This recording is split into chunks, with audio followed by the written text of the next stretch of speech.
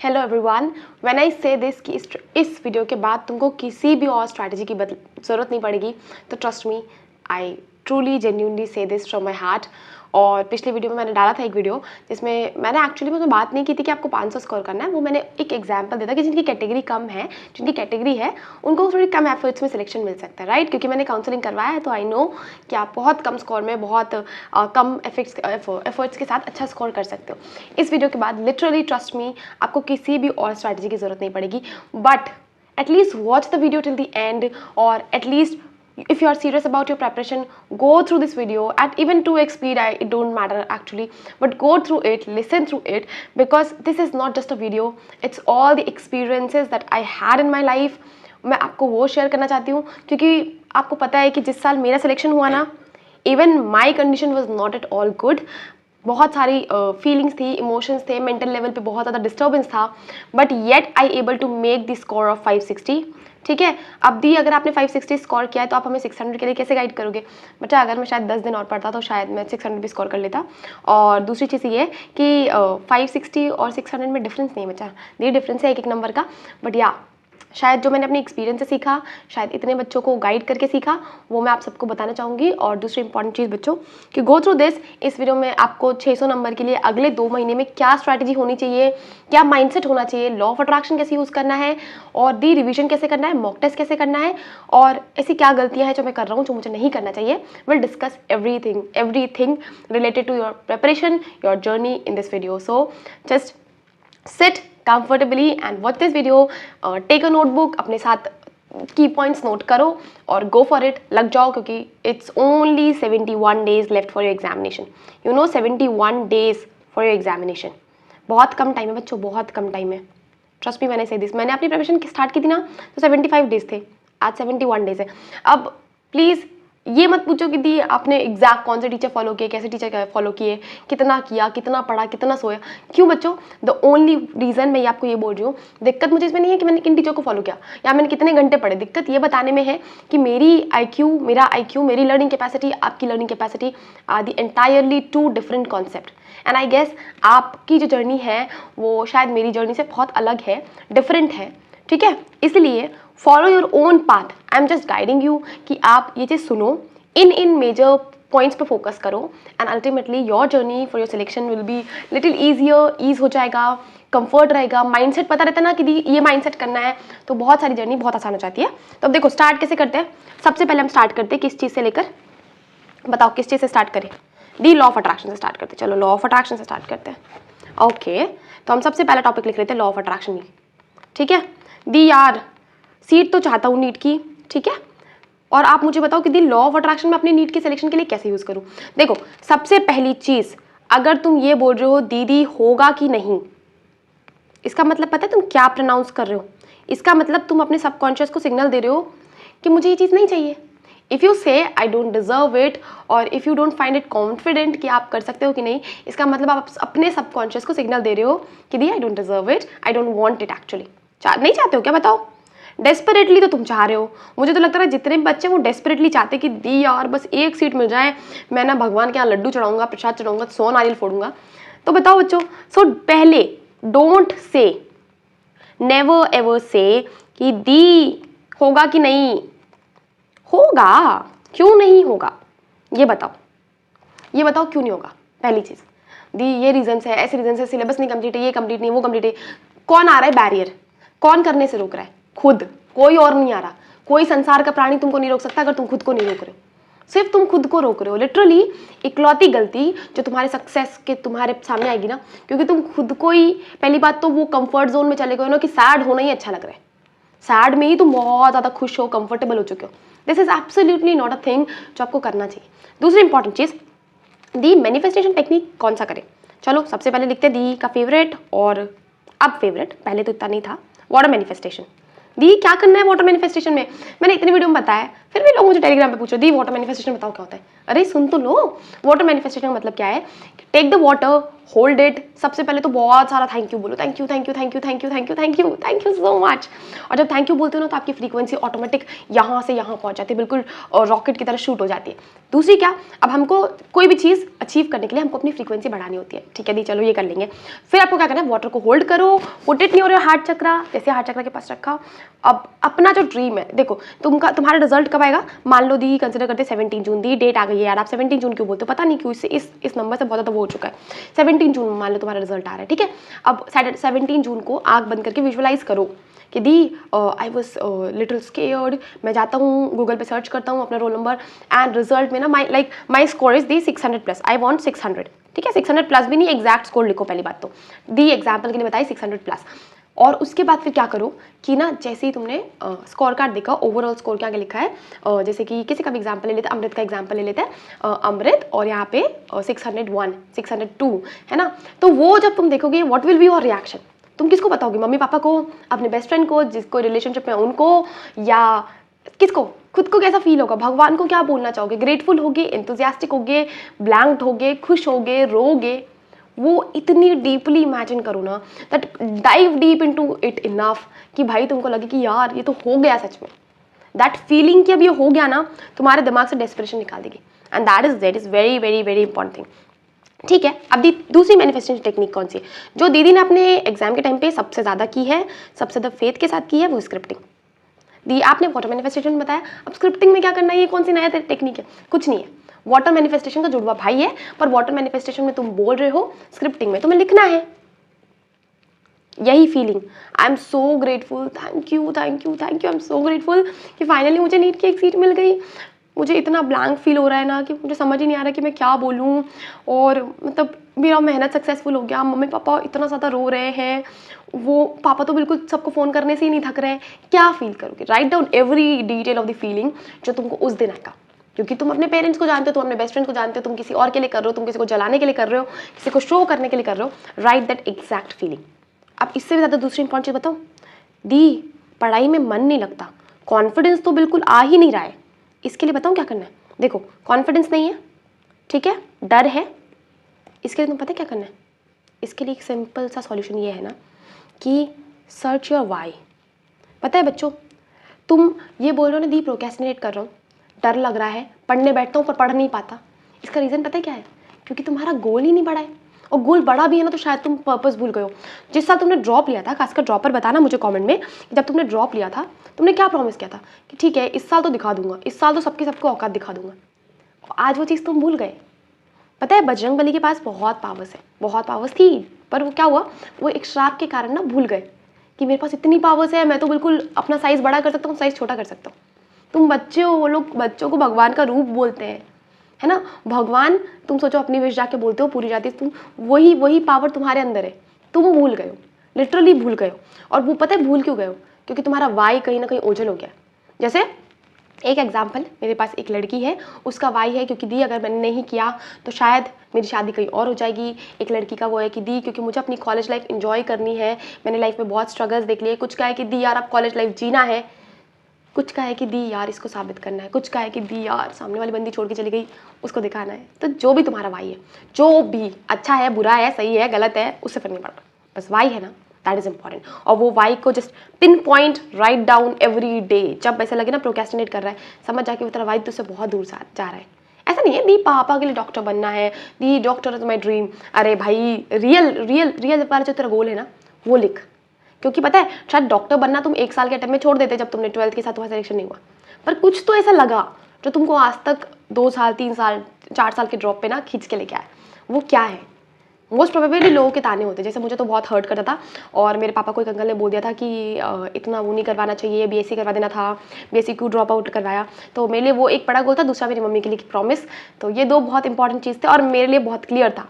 लोग बोलते ना दी आपको प्रोक्रेस्टिनेशन क्यों नहीं फील होता था, आप मैनेज कैसे करते थे? करना ही नहीं होता। जिस दिन वाई क्लियर हो गया ना, अगर तुम्हारा वाई क्लियर है तो मैनेज करना ही नहीं पड़ेगा, कोई ऑप्शन ही नहीं आएगा मैनेज करने का। तुमको डर रहेगा कि यार अगर मैं नहीं करूँगा तो मैं जवाब किसको दूंगा, और एग्जैक्टली तुमको किसी और को जवाब देना नहीं पड़े, खुद को देना पड़ेगा बच्चा, खुद को लिटरली देना पड़ेगा। व्हेन आई से दिस, और ये जवाब ना बहुत बुरा हिट करता है। तुम दुनिया के सारे इंसान से झूठ बोल लो, कोई दिक्कत नहीं है, खुद से कैसे झूठ बोलोगे, खुद को क्या फेस करोगे, ठीक है। दूसरी इंपॉर्टेंट चीज़, अब हम आते दी मैं क्या करूँ। देखो जिनको 600 चाहिए ना उनको सिलेबस तो पूरा करना पड़ेगा, ठीक है। और दूसरी इंपॉर्टेंट चीज़, मेरे सामने मैं तुमको स्ट्रिक्टली ये चीज़ बोलती हूँ, कोई बच्चा मत बोलो यार कि मैं 0 लेवल पर हूँ। दी आई एम एट 0 लेवल। क्या है ये लेवल 0 लेवल? 0 लेवल का मतलब पता है तुमको? 11th का ए नहीं आता, 12th का ए बी नहीं आता, कुछ नहीं आता तुमको, है क्या ऐसा? खुद से पूछो। तुमको पता है, तुमको लग रहा है दी बहुत मजा आता है यार 0 लेवल बोल के, और 0 लेवल से किसी ने किया है तो ही मैं कर पाऊंगा। तुमको पता है तुम्हारा सबकॉन्शियस कितना गलत तरह से ले रहा है इसको। तुम्हारा सबकॉन्शियस ये नहीं समझ रहा कि ये 0 लेवल से पूछ रहा है तो इसका जो इंटेंशन है वो पूछने का है, या उसका इंटेंशन है कि किसी और ने किया होगा तो मैं कर सकता हूँ। इसको लग रहा है कि इसको 0 लेवल पे रहना है। तुम बार बार अपने आप को एफर्म कर रहे हो। दी can I score 600 plus in 2 months from 0 level. What is this 0 level? बताओ क्या है ये 0 लेवल? कुछ नहीं है, तुम्हारा दिमाग का खुद का बनाया वो एक परसेप्शन है, और दिक्कत किसी को नहीं है, दिक्कत सिर्फ तुमको है। पता है क्यों? क्योंकि तुम एक चीज देखना और मुझे कमेंट में भी बताना कि जब तुम बोलते हो ना दी आई एम एट 0 लेवल, तुम सच में 0 लेवल पे ही होते हो। मतलब तुम 2 दिन कोशिश करोगे ना पढ़ने की, नहीं होगी, प्रोडक्टिविटी तो आएगा ही नहीं, कॉन्फिडेंस बिल्कुल 0। पता है क्यों? अपने सब कॉन्शियस को तुमने रीप्रोग्राम कर दिया है इस चीज के लिए कि दी आई एम एट 0 लेवल। मत करो बच्चों, अपने साथ खिलवाड़ हो रहा है, बहुत बड़ा खिलवाड़ हो रहा है। तुमको नहीं लग रहा, पर तुम्हारा बार बार रिपीट किया हुआ ये स्टेटमेंट तुम्हारे सबकॉन्शियस को रीप्रोग्राम कर रहा है, और इसीलिए तुम्हारे लिए एग्जाम डिफिकल्ट हो रहा है, तुम्हारे लिए 10-12 घंटे पढ़ना डिफिकल्ट हो रहा है, ठीक है। दूसरी इंपॉर्टेंट चीज़, तुमको 600 प्लस के लिए चैप्टर्स तो सारे करने पड़ेंगे, पर इसमें भी कुछ ऐसी चीज़ें हैं कि दी कौन से चैप्टर्स लाइक मैं 1 शॉट कर सकता हूँ, कौन से चैप्टर मुझे 1 शॉट नहीं करने चाहिए, PYQ कितने साल के करने चाहिए, एग्जाम्पलर करना है कि नहीं करना है, DPP करना है कि नहीं करना है, LN का मॉड्यूल करना है कि नहीं करना है, ये बात कर लेते हैं। देखो सबसे पहले तुमको सारे ही चैप्टर करने हैं, पर दी मैं 1 शॉट किसके देखूं, तो 1 शॉट तुम करोगे सबसे पहला पूरा बायोलॉजी, ठीक है। दूसरा इनऑर्गेनिक केमिस्ट्री, तीसरा ऑर्गेनिक केमिस्ट्री 12th का, 12th, ठीक है, ये तुम करोगे 1 शॉट। अब आते दूसरी इंपॉर्टेंट चीज़ पे, क्या दी कि हमने इसके 1 शॉट कर लिए, और फिजिक्स के भी 1 शॉट लिख लो यार, वरना दी बच्चों के डाउट होते दी फिजिक्स के 1 शॉट किस चैप्टर के करने। फिजिक्स के 1 शॉट लिख लो, ठीक है। पहला UND, यूनिट एंड डायमेंशन, दूसरा मॉडर्न, तीसरा थर्मल, चौथा EM वेव्स। अब मुझे अभी पता चला कि शायद मैग्नेटिज्म एंड मैटर पूरा हटा दिया गया है, ठीक है। सेमीकंडक्टर मॉडर्न में आ जाएगा। इन चैप्टर के तो पहले 1 शॉट कर लो, और इन्हीं चैप्टर्स को पहले कर लो, क्योंकि कॉन्फिडेंस आ जाएगा। चैप्टर छोटे हैं, इजी है, और एक एक क्वेश्चन आएगा ही आएगा। बल्कि यूनिट एंड डायमेंशन से 2 आएगा, मॉडर्न से 3-4 क्वेश्चन आएंगे, थर्मल से 3-4 क्वेश्चन आएंगे, EM वेव से एक क्वेश्चन आएगा मोस्ट प्रोबेबली, ठीक है। ये तुमको मिल गया 1 शॉट। इसके अलावा किनके 1 शॉट नहीं ही करने, मतलब मैंडेटरी है कि इनके 1 शॉट तुम छूओगे नहीं, ठीक है। तो 1 शॉट नहीं करने दी किस चैप्टर्स के, पहला करंट, भाई 2022 में अकेला 32 नंबर कैरी करने वाला चैप्टर, मत करना इस चैप्टर के साथ 1 शॉट। दूसरा इलेक्ट्रोस्टैट, ठीक है, बिल्कुल भी नहीं करना इसके साथ। और तीसरा ऑप्टिक्स,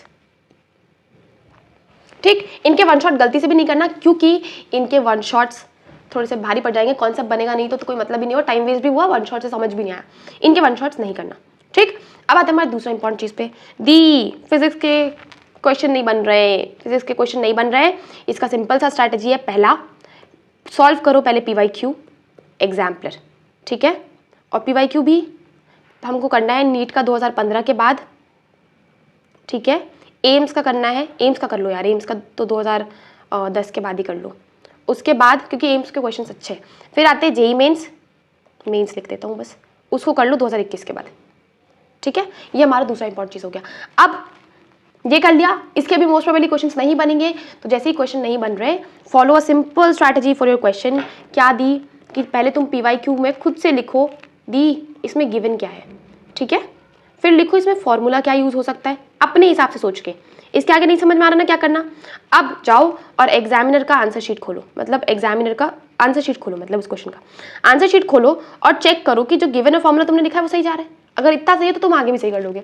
अब गिवन और फॉर्मूला ही गलत हो गया, तो जैसे कि एग्जाम्पल दी उसने तो वेलोसिटी लिखा है, मैंने स्पीड लिखा था, मतलब तुम क्या वर्ड भूल गए, डायरेक्शन भूल गए, राइट। तो देखो कि इसने क्या गलती की है। दूसरा फॉर्मूला देखो, क्योंकि स्पीड ऑफ वेलोसिटी का फॉर्मूला बदल जाएगा। फिर देखो कि एग्जामिनर ने इसके आगे कैसे अप्रोच किया, मतलब तुम्हें रटना नहीं है आंसर, तुम्हें एग्जामिनेशन का अप्रोच समझना है। That's a different perspective and you have to work on it. ठीक है, दूसरा इंपॉर्टेंट ये कर लिया हमने। और फिर जैसे तुम 5-10 क्वेश्चन कर लो, उसके बाद फिर जाओ क्वेश्चन नंबर 1 पर। और अब एग्जामिनर ने जैसा किया था कोशिश करो कि वैसा का वैसा सोच कर कि तुमने एग्जामिनेशन के टाइम पे क्या सोचा था और वो दोबारा करो। और एक चीज़ याद रखो कि जब तुम ऐसे करोगे ना तो तुम एग्जाम में भी एग्जामिनर के पॉइंट ऑफ व्यू से सोच पाओगे, क्वेश्चन को अच्छे से रीड कर पाओगे। और फिजिक्स के क्वेश्चन बेयर मिनिमम 2 बार रीड करना सीखो बच्चों, 2 बार तो बेयर मिनिमम रीड करो, क्योंकि एक बार रीड करके तुम डायरेक्शन भूल जाते हो, एक बार रीड करके तुम वेक्टर भूल जाते हो, एक बार रीड करके तुम यूनिट भूल जाते हो, और यूनिट बहुत इंपॉर्टेंट है फिजिक्स में। ठीक है, केमिस्ट्री के लिए मैंने बता दिया कि ऑर्गेनिक और इनऑर्गेनिक 1 शॉट से कर लो। फिजिकल में तुमको देखो जिनको 600 प्लस चाहिए चैप्टर्स तो उनको पूरे करने पड़ेंगे, पूरे ही करने पड़ेंगे ऑलमोस्ट। ये वो चैप्टर्स है जिनको तुम हल्के में निपटा सकते हो और कुछ चैप्टर्स है जिनको तुम हल्के में नहीं निपटा सकते। राइट, अब आते हैं हमारे पास दूसरी इंपॉर्टेंट चीज़ दी बायोलॉजी। देखो अगर तुमको 600 प्लस का भी जाना है ना, तब भी तुम्हारी आधी जर्नी तो ये बायोलॉजी पर करवा देगी। अगर तुम 330 340 ले आ रहे हो तो तुम आधी जर्नी जीत चुके हो। ठीक है, अब ये 330 340 लाना कैसे? सबसे बड़ी गलती जो बच्चा कर रहा है ना आजकल बायोलॉजी में, दी वो मुझसे पूछते बच्चे कि दी बायो के 3 चैप्टर एनसीईआरटी के पढ़े कैसे? क्यों भाई, क्या दिक्कत आ रही है? एनसीईआरटी 17 पेज की किताब है एक चैप्टर की। रीड करने बोला, याद नहीं करने बोला, सिर्फ रीड करना है। फोकस के साथ रीड करो। बोर हो जा रहे हो भाई, तुमको जिस सब्जेक्ट से तुमको 300 नंबर मिल रहा है, 350 नंबर मिल रहा है, बोर हो जा रहे हो कैसे? कहाँ से आ रहा है बोर? ये बोरियत वगैरह जैसा कुछ नहीं होता, कुछ नहीं होता। Until and unless you are serious about your goal, किसी को कोई बोरियत जैसा फील नहीं होना चाहिए। दूसरा इंपॉर्टेंट चीज़, अगर 1 शॉट लेक्चर देख रहे हो मत बनाओ अब इतने डिटेल नोट्स। ठीक है, क्योंकि एग्जाम से पहले वैसे भी नहीं रिवाइज कर पाओगे। शॉर्ट में लिख के दे सकते हो, नहीं रिवाइज कर पाओगे। अगर तुमको बनाना ही है तो तुम सिर्फ वो पॉइंट्स लिखो जो ऐसा लग रहा है कि दी शायद ये पॉइंट्स मैं भूल सकता हूँ, या ये जो मैम ने कवर करवाया ये एनसीईआरटी के बाहर के हैं, तो सिर्फ आउट ऑफ दी एनसीईआरटी या कोई कॉन्सेप्ट मैम करवा रही जैसे ह्यूमन फिजियोलॉजी, जेनेटिक्स, तो हाँ मैम या सर जो भी करवा रहे हैं वो आप लिख सकते हो। और उसको भी कोशिश करो कि पेज में डालकर, पेज में लिखकर बुक में चिपका लो। ठीक, आप दी पूरी बुक रिवाइज कर पाएंगे क्या एक दिन पहले? उसके लिए हम अलग से बात करेंगे, लेकिन फिर भी अगर तुमको इस चीज़ का डर है तो क्या करो, एक हर चैप्टर के लिए ना एक पेज ले लो। ठीक है, और तुम्हारा हर chapter max to max 1-2 pages में खत्म हो जाने चाहिए। और इसमें लिखूंगा का क्या दी, सिर्फ वही चीज़ जो याद नहीं होती। जैसे मैं तुमको टिपिकल एग्जाम्पल देता हूँ, किसका दी 1.7 to 1.8 मिलियन। यस, अब अगर सोचो तुम लिविंग वर्ल्ड पढ़ रहे हो, क्या बोल सकते हो दी मैं ना ये मिलियन में बहुत ज़्यादा कंफ्यूज होता हूँ, तो मैंने लिखा 1.7 से लेके 1.8 मिलियन, और इस मिलियन का एम ऐसे गोला कर दो बिल्कुल कि भाई गलती क्या होगी बच्चा, मिलियन, क्योंकि PYQ है, आया भी है। ठीक है, अब आते हैं हमारे पास दूसरी इंपॉर्टेंट चीज़, ये हो गया हमारे पास। अब आते हैं, एक बात बताओ, क्या दी क्या मैं अभी से स्टार्ट करके नीट 2024 का एग्जाम क्रैक कर सकता हूँ? तो एक बहुत पॉपुलर क्वेश्चन कि दी can I crack if I start now? अब एक क्वेश्चन तुमको थोड़ा सा हार्श लगेगा, बट मुझे आंसर देना बच्चों, खासकर कमेंट में कि आपने फिर अगर आप अभी स्टार्ट कर रहे हो तो खासकर जो बच्चे ड्रॉपर हैं उन्होंने पूरे साल क्या किया। ये इसलिए नहीं है कि मैं आपको फील करवाना चाह रही हूँ कि दी यार मैं तो वर्स्ट हूँ, मैं कुछ भी अचीव नहीं कर सकता, नहीं, ये सिर्फ इसलिए है क्योंकि अगर आपके पीछे का रीज़न जेन्यून था ना तो आप आगे कर ले जाओगे।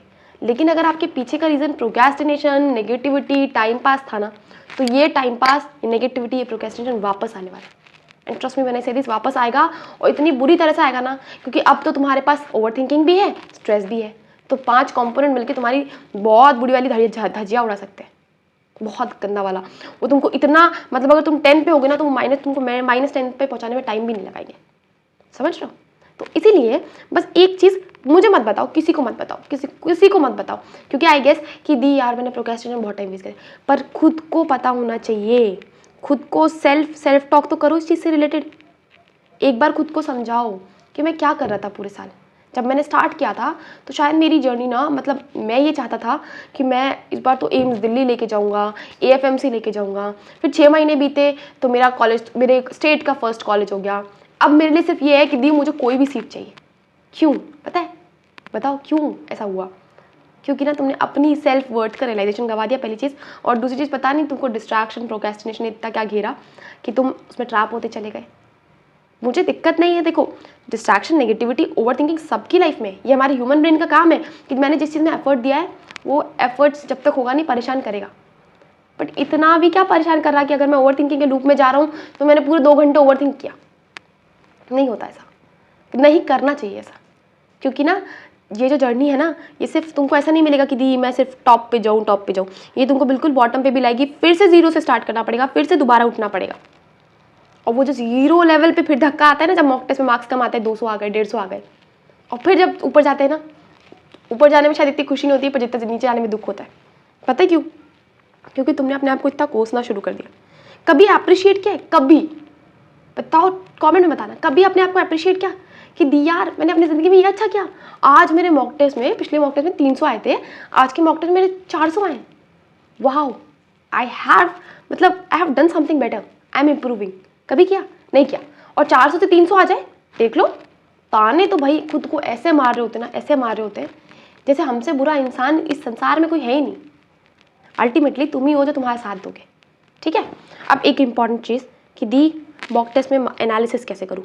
पहली बात तो दी मॉक टेस्ट में मार्क्स नहीं आ रहे।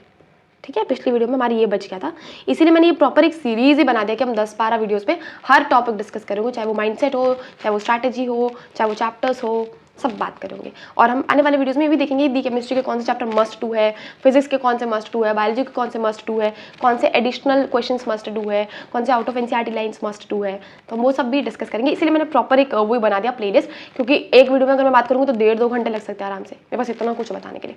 ठीक है, मॉक टेस्ट में मार्क्स नहीं आ रहे। मार्क्स कितने आ रहे हैं मॉक टेस्ट में दी? 200 नहीं दी, कभी कभी तो 150 भी आते, 300 इतने आ रहे। जाना कहाँ पे दी? 600 पे। क्या लग रहा है जर्नी इतनी आसान होगी? और ऊपर से प्रोक्रेस्टिनेट अलग कर रहे हो। कैसे इंप्रूव करोगे बच्चों? तो इसको इंप्रूव करने का तुम्हारे पास सिर्फ 4 पिलर पे काम करना है। एनालिसिस बहुत जरूरी है। नंबर ऑफ मॉक टेस्ट दी कितने दूँ? 1000 भी दे दो, अगर एनालिसिस नहीं है तो कोई मतलब नहीं है, it's totally entirely waste of time. तो एनालिसिस कैसे करना है दी? एक ऐसी कॉपी लो जिसके ऐसे 4 कॉलम्स होने चाहिए। ठीक है, दी 3 बना आपने, लो 4।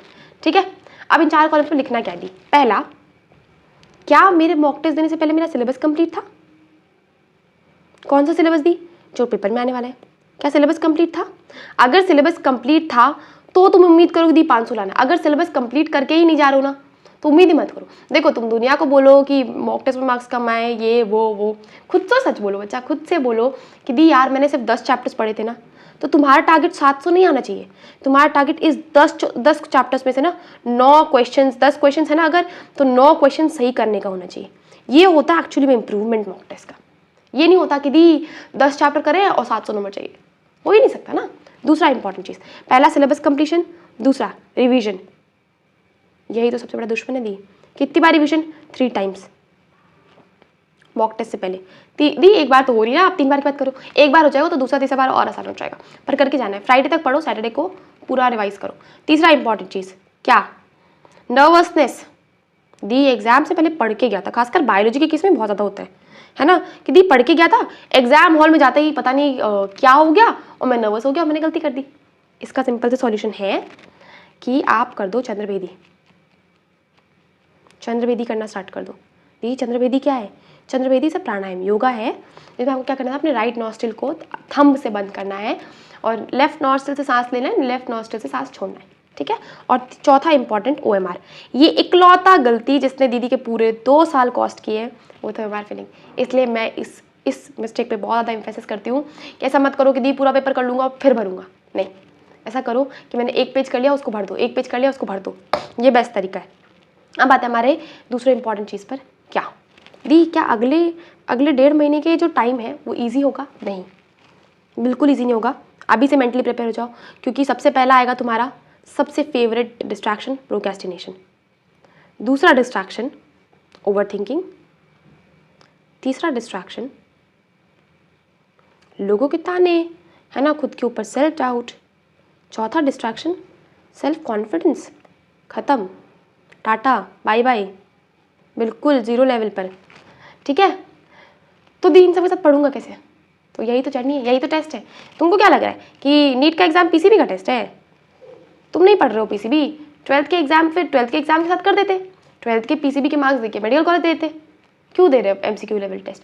क्योंकि वो कामनेस, वो टेंशन, वो स्ट्रेस, वो एंजाइटी कैसे हैंडल करोगे ये चेक करना है. Being a doctor is absolutely not a easy thing.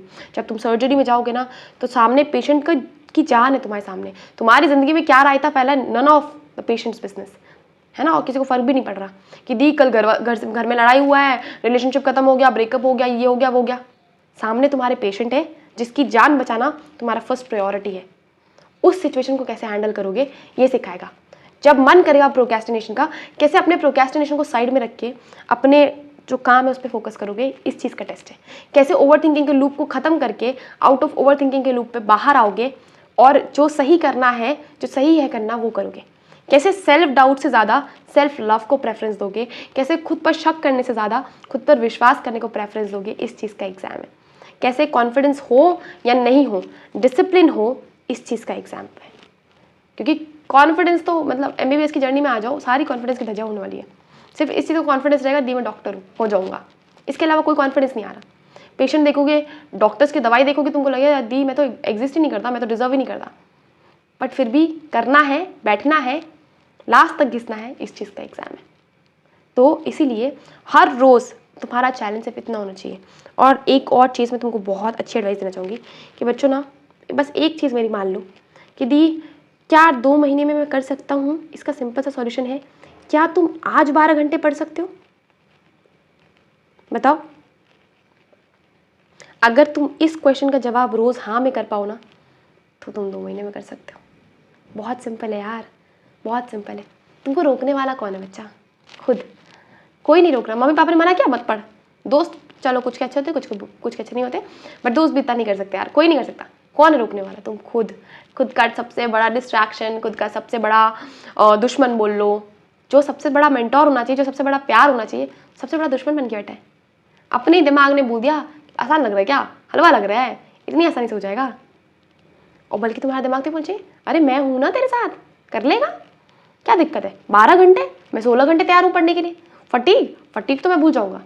मुझे पता है ये तेरे लिए गोल इंपॉर्टेंट है, तू कर लेगा. और लिटरली जिनका ब्रेन साथ देता है ना, उनके साथ ऐसे ही होता है. अगर तुम्हारा सबकॉन्शियस रीप्रोग्राम हो जाता है ना, तो ज़िंदगी ऐसे ही बदलती है. समझ रहे हो? तो अगर तुम ये प्रॉमिस कर सकते हो, कमेंट सेक्शन में मुझे लिखना ज़रूर कि अगर तुम 12 घंटे रोज़ पढ़ने का प्रॉमिस कर सकते हो, तो मैं तुमको बोल सकती हूँ मार्क्स चाहे कितने भी बड़े हो, तुम्हारा लेवल अभी कितना भी हो, तुम कर सकते हो, कितना भी बड़ा हो. लेकिन ये 12 घंटे ऐसे नहीं कि दी 12 घंटे में 4 घंटे ओवर थिंकिंग है. 12 घंटे विद टाइमर. ठीक है, विथ टाइमर. टाइमर लगा के क्या होगा दी, जैसे अगर ओवर थिंकिंग या प्रोक्रेस्टिनेशन शुरू करो, टाइमर बंद कर दो सीधा. और अगर 12 घंटे में 11:30 घंटे भी कर रहे हो ना, तो समझो कि सीट पीछे जा रही है बच्चा. और जैसे ही ओवर थिंकिंग लगे, जैसे दी लगे कि प्रोक्रेस्टिनेट कर रहा हूँ, ओवर थिंक कर रहा हूँ, टाइमर बंद कर दो. तुम पता चलेगा तुम 17 घंटे पढ़ के भी 12 घंटे का टारगेट एफर्ट वो निकाल पा रहे हो. समझ रहे हो? ये लाना है तुम्हारे अंदर. आज का प्रॉमिस आज कर लो, आज का टारगेट आज पूरा कर लो. दुनिया का कोई बंदा नहीं तुम्हारा सिलेक्शन रोक दे, कोई बंदा नहीं, संसार का कोई प्राणी नहीं है except you your own self. और एक रहम करो खुद पर कि प्लीज़ सेल्फ क्रिटिसिज्म बंद कर दो. मार्क्स कम आए या ज़्यादा आए, ठीक है, तुमको साथ सिर्फ तुम्हारा चाहिए, सिर्फ तुम्हारा. मम्मी पापा डांट रहे हैं, दोस्त साथ नहीं दे रहे, सब छूट गए, बिल्कुल अकेला फील हो रहा है, होगा क्योंकि जर्नी डिफिकल्ट है. ये जर्नी ऐसे वैसे थोड़े है कि दी यार मैं सोच रहा हूँ कि ऐसा हो जाए, ये हो जाए, वो हो जाए. नहीं, ये जर्नी बहुत डिफिकल्ट है. It takes everything from you. तुम्हारा काम है कि हम जर्नी को आसान कैसे बनाएं. और जर्नी को आसान बनाने के लिए जो तुमको अकेला बंदा चाहिए ना, वो तुम्हारा खुद का साथ है, सिर्फ खुद का साथ. तो सेल्फ क्रिटिसिज्म की जगह सेल्फ लव, सेल्फ फेथ और सेल्फ एक्सेप्टेंस जैसे वर्ड लेके आओ. यही वो चीज़ है. अगर तुम ठान लो ना कि करना है, तो फिर दुनिया में किसी की औकात ही नहीं है कि तुमको रोक दे. ऐसा नहीं, इट्स मोटिवेशन, इट्स रियलिटी. कि अगर हम ठान लें कि मेरे को करना है, तो दुनिया में, संसार में किसी भी प्राणी की औकात नहीं है कि मेरे को रोक दे. जगना पड़ेगा, जगूंगा. सब छोड़ना पड़ेगा, सब छोड़ दूंगा. इंस्टाग्राम इंस्टॉल करना है, अनइंस्टॉल करना है, कर दूंगा. सब कुछ छोड़ दूंगा. नीट का एग्ज़ाम, डॉक्टर बनना, इंजीनियर बनना, IIT करना तपस्या से कम थोड़े है. वो राम जी के वनवास से थोड़े कम है. हाँ, अभी लोगों को तुम्हारे हार्डवर्क नहीं दिख रहे हैं, दिखेगा. जिस दिन दिखेगा उस दिन शायद तुम्हें फर्क नहीं पड़ेगा. आज शायद लोग तुम्हें क्रिटिसाइज़ कर रहे हैं कि पढ़ नहीं रहा है, डिस्ट्रैक्ट हो गया, ये है वो है. तुम्हारा टाइम भी आएगा बच्चा। क्या लाना चाहते हो तुम अपना टाइम? क्वेश्चन तो ये है कि क्या तुम चाहते हो कि दी मैं खुद को प्रूफ करूं, मतलब मेरे को दूसरे किसी संसार के प्राणी को प्रूफ नहीं करना, खुद को करना है, क्योंकि मुझे पता है कि मैं एक अच्छा लाइफ, अच्छा करियर, अच्छा सेल्फ वर्थ, अच्छा सक्सेस डिजर्व करता हूँ। तो ask this question your self, और सबसे इंपॉर्टेंट चीज़ अपनी वाई क्लियर रखो। वाई क्लियर है, हाउ बहुत क्लियर हो जाएगा। और हर रोज़ अगर 12 घंटे टाइमर लगा के पढ़ सकते हो तो संसार का कोई भी एग्जाम तुम क्रैक कर सकते हो। आईक्यू जैसी चीज़ बहुत कम मैटर करती है, हार्ड वर्क, कंसिस्टेंसी एक चीज़ है जो सबसे ज़्यादा मैटर करती है, सबसे ज़्यादा। देखा 10th में फेल हुए बच्चे यूपीएससी निकाल लेते हैं, हलवा एग्जाम है क्या? नहीं, क्योंकि ज़िंदगी उनके पास कोई मौके नहीं छोड़ती। ज़िंदगी बोलती है कि बेटा नहीं करेगा ना तो ये संसार ना तुझे समझ जा क्या। और एक बात बताऊँ बच्चों, फेलियर ना हमेशा अनाथ होता है, क्योंकि ना लोगों के पास people are always ready to जज you on the basis of your failure. तो अब तुम अगर अपनी सेल्फ वर्थ, अपना जो भी, मतलब तुम अगर खुद को प्रूफ करना चाहते हो ना, तो एक चीज़ समझो, अकेले में फेल हो लो, लोगों के सामने तुम्हारा फेलियर नहीं दिखना चाहिए। ये आप ऐसा क्यों बोल रहे हो? इसलिए बोल रही हूँ बस, क्योंकि ना हम ऐसा होता है ना कि हम सोच रहे होते हैं कि सामने वाला बंदा बहुत अच्छा है, सामने वाले शायद मेरी कंडीशन समझ रहे होंगे, हम उनको वेरीफाई कर रहे होते हैं कि यार मेरा सिलेक्शन नहीं हुआ ना क्योंकि मेरी तबीयत खराब हो गई थी। अरे उनको नहीं फ़र्क पड़ रहा, वो फिर भी तुम्हारे पीठ पीछे बोलेंगे, तुम्हारे पीठ पीछे वो यही बोलेंगे कि बंदा डिजर्व नहीं करता था, इसने पक्का मेहनत नहीं करी, किसी को तुम्हारा स्ट्रगल नहीं दिख रहा। आज तुम अगर किसी से स्माइल कर दो ना, खुश होकर किसी पार्टी में चले जाओ, फंक्शन अटेंड कर लो, लोगों को लगे कि मतलब पढ़ाई के लिए तो है ही नहीं सीरियस। तो हमेशा जो फेलियर होती है ना बहुत तकलीफ देती है। फेलियर मतलब वो तुमको इतनी रियलिटी दिखाती है ना। मैं बस यही चाहती हूँ ना बच्चों कि तुम्हारी एज बहुत छोटी है कंपैरेटिवली, है ना, तो जो उन्होंने ड्रॉप भी लिया है ना यार, उम्र से तो छोटी हो ना, बच्चे ही हो यार, 20 22 23 साल के बच्चे बच्चे ही होते हैं, भगवान होते हैं। वो फेलियर नहीं झेलना पड़े, because that failure hits you very hard, इतना हार्ड हिट करता है ना फेलियर, कि फेलियर से ज़्यादा तकलीफ तो इस संसार में कुछ नहीं देता। तो बच्चों बस खुद पे रहम करो, खुद का साथ दो, और सक्सेस सिर्फ खुद के लिए लाना है, किसी को प्रूव नहीं करना, मुझे किसी को भी नहीं करना।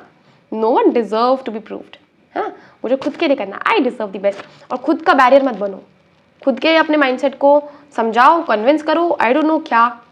अगर तुम अपने माइंडसेट को कन्विंस कर लेते हो ना तो संसार का कोई भी चीज़ इम्पॉसिबल नहीं है। यस, इस वीडियो के लिए इतना ही, और अब हम मिलेंगे नेक्स्ट वीडियो में। Till then bye bye, take care, and बस पढ़ते रहो। तुम अपना सबसे बड़ा हथियार हो, रिमेंबर दिस ऑलवेज।